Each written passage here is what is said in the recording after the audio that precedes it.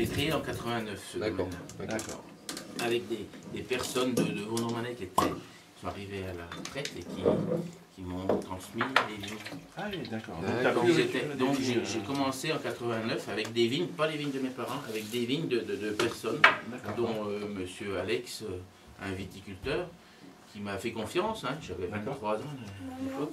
Et puis il m'a proposé des vignes, donc j'ai commencé comme ça. D'accord. Et j'ai repris les vignes de mon père quand il est arrivé en retraite en 97. D'accord. Donc de 89 à 97. 8 ans, j'ai fait ton expérience. Voilà. On voit de moins en moins ça maintenant. La transmission de terrain comme ça d'un vigneron à un autre vigneron qui n'est pas forcément de la même famille, c'est rare. Très rare. Oui. C'est un peu prisé partout.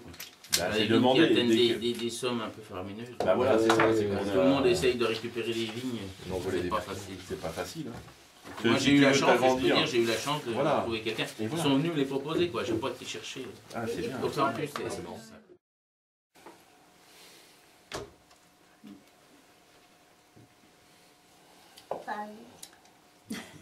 Ouais, la Ligotée 2010, oui, c'est sympa. C'est sympa. Ouais. Donc là, on est dans l'appellation régionale. Ouais. C'est pas jaligoté, il n'y a rien de. Ça pousse dans les voies de Vaudremanaye. Ouais. C'est très fruité, quoi. Oui, tout à fait, très fruité. Il faut que ça reste sur le fruit, que ça soit élégant, ça. Soit charmeur, un petit côté fruité, un petit côté limite acidulé, mais pas trop non plus. Et puis il faut surtout qu'ils soient frais, il faut garder le fruit. Il faut les mettre relativement bonne heure en bouteille, avec une petite pointe de gaz à la limite. Il ne faut pas que ça perde non plus. Oui, il ne faut pas que ce soit perdant, tout à fait. Il faut que ça soit facile à boire. Oui, il est très agréable. Équilibré, très équilibré, puis surtout sur le parfum. C'est ça, ils mettent sans cul. Oh, bah, jusqu'à temps que les malos se finissent, parce qu'on attend que les tu fais quand même la malo quand même. Ouais. D'accord. Des fois ça fait un petit peu vif. Non ouais. On fait faire les malos, ça assouplit tout. Et puis, oui, ça assouplit, c'est ça. Parce que je sais qu'il y a certains. Ouais, ça dépend des années. Justement, c'est des marnes, c'est des. C'est de l'argilo-calcaire. Chez nous, c'est principalement l'argilo-calcaire. Là, c'est des terrains un petit peu plus blanches, un petit peu plus sur la glaise. La glaise. Donc ça. Enfin, je faisais des aligotés qui étaient super sympas. Voilà, Bourgogne. Ça, je trouve ça sympa. Bourgogne Pinot Noir, ouais. Bien fait. Très beau. Et ça, élevage, fût. Élevage fût, ouais. 18 mois aussi. 18 mois, pareil, on met à peu près tout en bouteille en même temps. Donc 18 mois fût, on ne met pas des fûts neufs, on met des fûts de 2 à 5 ans, en gros. Mais ça, est-ce qu'on fait vieillir ou non? Parce que moi, par exemple, je suis gênée par le côté. Je dis âpre, mais je ne sais pas si c'est un peu. Ça accroche un peu. On est sur un 2009, oui, c'est des vins quand même un millésime. Mais bon, ça permet de 2-3 ans, c'est pas mal. Voilà. Ça assouplit les tanins. Après, ça l'assouplit. Parce qu'après, c'est vrai qu'il y a ce petit qui est en même temps agréable, mais on ne mangerait pas sur la même sur les choses. Il n'y a pas la structure des appellations, il n'y a pas la rondeur des appellations. Voilà, c'est ça. Il y a le côté un peu parfumé. Mais c'est parfumé. Les cerises, fraises, ouais, des arômes de petits fruits. De petits fruits sympas. Oui, mais bon, c'est vrai que c'est pas la structure des premiers fruits des grands. Mais ça se boit aussi comme ça. Ouais. T'as un peu d'accroche. Oui, ça accroche. Mais c'est agréable. Oui, c'est pour ça que je dis en même temps. T'as un premier vin, c'est pour l'approche, je veux dire, après, mais ça permet de... Mais ça, c'est dommage, on ne garde pas, mais des Bourgognes qui auraient 2-3 ans, c'est sympa. Tout à fait. On n'a pas l'habitude de garder des Bourgognes. Et malheureusement, maximum 10 ans quand même. Ouais, 10 ans. Ouais, c'est ça, 10 ans. Ça peut pousser jusqu'à 10 ans. Surtout ça, 2009. Ah oui, 2009, un beau millésime, ça peut se garder. Là, il y a du tanin, il y a de la matière. Donc, voilà, moi c'est sympa. C'est sympa, complètement. Mais le nez déjà est très sympa, la bouche aussi. Voilà, Vaudremanaye 2009, c'est une association de plusieurs parcelles. Il y a presque une dizaine de lieux différents. D'accord. Ça commence dans les jacquines, des croix blanches, des jacquines, des rias, des colombières, des champs de perdrix, des vigneux, des hautes-mézières, des communes. Donc ouais, il y a quand même pas mal de lieux dits. Il y a beaucoup de petites parcelles qui sont associées à nos goudrons. Alors justement, là on parle de parcelles, on parle pas de climat, puisque les climats sont réservés uniquement pour les grands crus et les premiers crus. La notion de climat, c'est ça. Oui. Oui, ça c'est des parcelles. Ah, c'est des parcelles, des lieux-dits. Voilà, on peut associer les lieux-dits. Et des lieux-dits dont le nom remonte aussi comme pour le climat. Hein, il remonte c'est vieux, ouais. Des fois, il y a des siècle, quoi. Il y a des lieux-dits, on sait ce que ça veut dire, quoi. Comme les charmes, comme les murgers. Les murgers, ouais. Les petits murs. Les murs, voilà. Les charmes, mais bon, ils ont toute une... Ça serait intéressant de savoir d'où ça vient, les significations, les trucs comme ça. La Vaune romanée.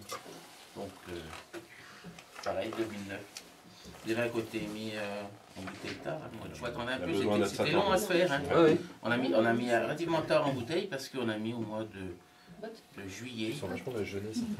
Au mois de juillet, les malots, j'ai la cave qui est relativement fraîche. Donc les malots sont longs. Et donc les vins, bon, ils gardent leur fraîcheur et ils sont longs à se faire. Et donc on a mis au mois de juillet, on attend le bon moment. Quoi. Ah, ça c'est les Beaumont, voilà. On a les Chaumes et les Beaumont, ça c'est le Beaumont. Ça c'est des vins un peu plus... C'est haut, hein, c'est situé haut hein, sur le coteau. En plein dans le coteau, il y a deux tas de cailloux là, et on a les vignes juste en dessous. Ouais, donc ça récupère bien le soleil sur les cailloux. Le vent, ça tape bien comme il faut. Donc ça fait des vins bien toujours plats, et puis toujours très mûrs. Belle maturité dans ces parcelles. Le nez, il est magnifique. Sur cela, des plus belles maturités de l'ensemble du domaine. Donc sur cela, tu passes un peu plus de fût neuf, par contre. Bah là, au départ, première partie, on met 100% de fût neuf. D'accord. En plus, j'ai pas. D'accord. Ah, au départ. Au départ, ouais. Et après, le parfum un peu fade. Elle a mis pas aussi entêtant. La moitié de l'élevage à peu près, on regarde si ça a pris le bois ou pas, et après soit on les laisse dans les mêmes fûts, soit on les met dans des fûts plus vieux. D'accord. Pour que justement les tanins s'assouplissent. D'accord. Là, c'est le début. Il est tenté dans Ah, il est beau le nez. C'est comme les vins, je veux dire, on a des petites surfaces comme là, on a en Beaumont ou en Chaume, on a des... on fait 900 bouteilles par an, donc on essaye de favoriser tout le monde. En Beaumont et Chaume, 900 bouteilles en Beaumont, 900, Chaume un petit peu plus, 1500, 2000 bouteilles, mais... voilà, ça c'est les Chaumes là. Oh, le nez des Chaumes. Déjà le premier, les Beaumont, il était magnifique, mais alors là on est encore sur de la vieille vigne, là, une vigne qui était plantée en 1919-1920. Donc bon, les pieds morts sont... Ouais, 90 ans. Et les cèpes sont renouvelés quand même, il y a des jeunes cèpes de base. Et là sur les chaumes, on est sur terrain toujours argilo-calcaire. Vraiment sur le caillou, on a 20 cm, des fois même pas 20 cm. Des fois on est sur la roche. Sur la roche. Donc là, la vigne, elle souffre quand même pas mal pour aller chercher de la fraîcheur. Et puis les racines, c'est vrai que des fois elles sont juste au-dessus. Elles affleurent. Elles vont en profondeur. Elles vont en profondeur, mais bon. Elles essayent de rayonner. Elles ont plus de boulot à aller chercher, donc elles souffrent plus. Pour aller chercher la fraîcheur. C'est beau ça. Mais ça, c'est une vieille vigne qui fait. Elle a 90 ans, je pense que c'est une vieille vigne. Ah oui, c'est très vieille vigne. Ça fait toujours en volume, presque pareil, ça fait pas beaucoup, ça veut dire. Mais c'est régulier, puis une qualité qui généralement, il n'y a pas trop de soucis. Donc là, un petit échezeau ou un grand comme on veut. Pour terminer. Il fallait dessiner. Bon là il faut laisser un petit peu de côté, là. Il y a beaucoup d'arômes, il y a beaucoup de puissance, il y a plein de choses là-dedans, mais il faut attendre. Un peu la typicité des échezeaux. Un gros potentiel qui demande un petit peu à s'ouvrir. Pour moi, je compare souvent, c'est un petit peu bizarre. Une grande dame qui a du caractère, ça veut dire qu'il y a, c'est joli, il y a de la prestance, c'est beau, mais derrière, il faut se méfier, il y a quand même du caractère qui fait que ça peut être aussi souple que ça peut être dur. Une grande dame qui a du caractère, ça veut dire ça. Autre truc. Et 2011, tu le sens comment? Trop tôt. On sent bien. On sent bien en 2011. On sent bien. Non, ça va être un peu 2010. Ouais. Un peu 2010, on a eu un printemps super rapide. C'était vraiment vite après l'été, juillet-août, ça n'a pas fait terrible. Non, c'est vrai. Justement, il n'a pas fait très chaud en fait. Tous ceux qui étaient en vacances au mois de juillet-août, ils s'en rappellent quoi. Bah oui, c'était pas ça. Et en fait, après, septembre, il a fait beau. Le 27 septembre. Ça fait 3-4 ans, il fait beau au mois de septembre. On dit il fait beau au mois de septembre. Il y a un gros coup de chaud au mois de mai, là, avant l'été, au printemps. Avril ou avril-mai, il fait super beau. Et l'été, il n'y a rien. On est en train d'effeuiller au mois d'octobre, justement, juste avant juillet-août. Avril-mai, on effeuillait pour laisser les raisins voilà, voir la lumière. Les Bah, grappes, pas la lumière de trop, on effeuille la partie qui est à l'ombre, la partie nord ou la partie soleil levant. Ouais. Où le soleil est le moins fort. Exactement. Pour essayer justement que l'air puisse circuler et puis qu'elle enlève tout l'odium, quoi. C'est surtout Oui, contre la maladie l'odium, parce que dès qu'il y a du vent, dès que l'air circule, et ben, le champignon, il ne se développe pas, quoi. Bah oui, ça assèche. Donc, ça assèche un peu, puis le champignon, l'odium c'est un champignon qui n'aime pas la lumière. Donc dès qu'on enlève les feuilles, dès qu'on lui montre un peu de lumière, Ça y est, il s'en va. donc nous c'est un des champignons les plus importants qu'on est obligé de combattre. Bien sûr. Donc là, au mois de juillet-août, il a fait super chaud pendant 15 jours, on était dehors. Alors quand on enlève trop de feuilles, ben, le soleil il fait griller le raisin, puis ça n'arrive pas assez, bon, on va s'approuver. À cette époque-là, Il faut bien jongler, quoi.